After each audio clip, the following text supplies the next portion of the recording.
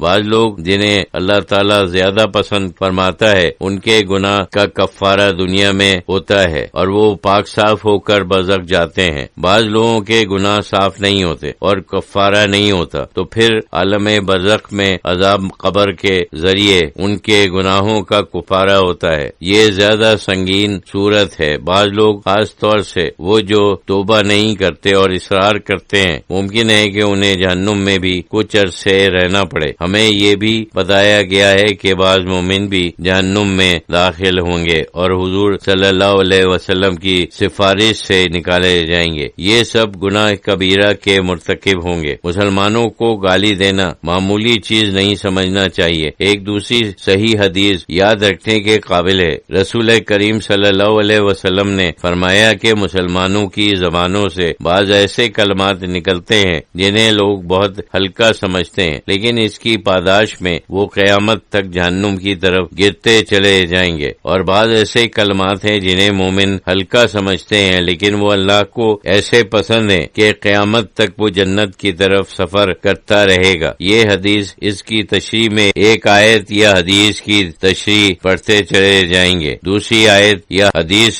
سے اس طرح ہوتی ہے، مسلمانوں کو گالی دینا بھی ممکن ہے ایسا کلمہ ہو جس میں ملوث ہونے کی وجہ سے ہم خدا نہ خواستہ جہنم کی طرف سفر کرتے ہیں کیونکہ ہم اسے ہلکی بات سمجھی۔ واقعہ تو یہ ہے کہ ہم اسے ہلکا ہی سمجھتے ہیں۔ اس حدیث کا دوسرا حصہ ہے پرتالا کفر، یعنی مومن سے لڑنا کفر ہے۔ دوسری حدیث بھی اسی معنی کی ہے۔ یہ نہیں کہ صرف یہی ہے، دوسری حدیث بھی بہت اہم ہے کیونکہ وہ حضور کے آخری کلمات میں سے ہیں۔ آپ نے اپنی آخری بیماری میں فرمایا تھا کہ میرے بعد تم لوگ ایک دوسرے کی گردنیں مارنا شروع نہ کر دو اور کافر نہ ہو جاؤ۔ اس سے بھی یہی بات نکلتی ہے کہ جو مسلمان اس ارادے سے ایک دوسرے کو قتل کریں لڑتے ہیں وہ کفر ہے۔ صاف لفظ ہے کہ کافر ہو جاؤ۔ یہ دو حدیثیں ہیں۔ جہاں تک قتل کا تعلق ہے، اس کے متعلق آیت کا ذکر تو کیا جا چکا ہے۔ سوال پیدا ہوتا ہے کہ مومن کون ہے؟ تو قرآن میں ایک آیت ہے جو ایک واقعے کی طرف اشارہ کرتی ہے۔ حضرت اسامہ بن زید رضی اللہ تعالیٰ عنہ حضرت زید بن حارث رضی اللہ تعالیٰ عنہ کے بیٹے تھے۔ رسول اللہ صلی اللہ علیہ وسلم کے گھر میں پلے تھے اور حضور کے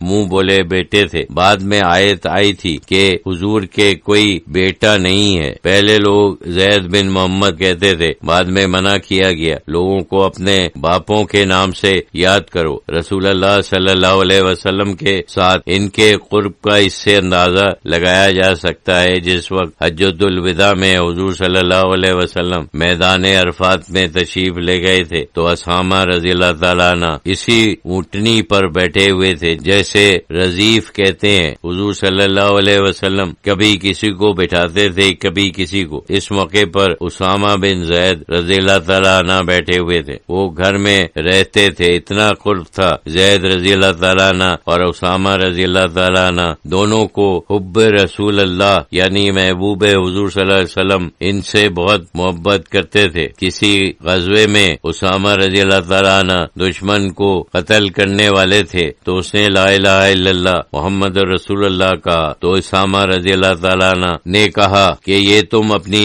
جان بچانے کے لیے کہہ رہے ہو۔ اسامہ رضی اللہ تعالیٰ عنہ نے اسے قتل کر دیا۔ جیسا اس زمانے میں رواج تھا اس کا سامان ہتھیار وغیرہ اٹھا کر لے آئے۔ جب حضور صلی اللہ علیہ وسلم کو معلوم ہوا تو بہت ناراض ہوئے، آپ کو سخت حیرت بھی ہوئی۔ اس پر وہ آیت اتری کہ اگر کوئی شخص کہتا ہے کہ میں مسلمان ہوں کہ صرف دنیا کا فائدہ حاصل کرنے کے لیے مت کہو کہ تم مسلمان نہیں ہو۔ یہ اسی موقع کی طرف اشارہ ہے۔ اس کے بعد رسول اکرم صلی اللہ علیہ وسلم اتنے ناراض ہوئے جس وقت حضرت اسامہ رضی اللہ تعالیٰ عنہ سامنے آتے تھے تو آپ منہ پھیر لیتے تھے، بس یہی فرماتے تھے کہ تم نے اسے کلمہ پڑھنے کے بعد بھی قتل کیا۔ کئی دن تک حضور کے اوپر اس چیز کا اثر رہا۔ آپ نے غالباً اپنی طرف سے قتل کے عوض کے 100 اونٹ دیے۔ اس آیت اور اس واقعے سے معلوم ہوتا ہے اگر کوئی شخص کہتا ہے کہ میں مسلمان یا مومن ہوں تو اس کے اوپر یقین کرنا چاہیے، چاہے ظاہر معلوم ہو کہ وہ صرف دنیا کے لیے کہہ رہا ہو، کوئی دنیاوی فائدہ حاصل کرنے کے لیے یا کسی دنیاوی مصیبت سے بچنے کے لیے کہہ رہا ہے۔ ہمیں منع کیا گیا ہے کہ ہم نہ کہیں لفظ مومنہ کہنا کہ تم مومن نہیں ہو، یعنی حنفی فقہ میں بھی یہی ہے کہ اگر کوئی شخص کہتا ہے کہ میں مسلمان ہوں تو قانوناً وہ مسلمان ہے۔ فقہ تو قانون ہی ہے، اس میں یہ بھی ہے کہ قانوناً ہر مسلمان برابر ہے اور ہر مومن دوسرے مومن کے برابر ہوتا ہے۔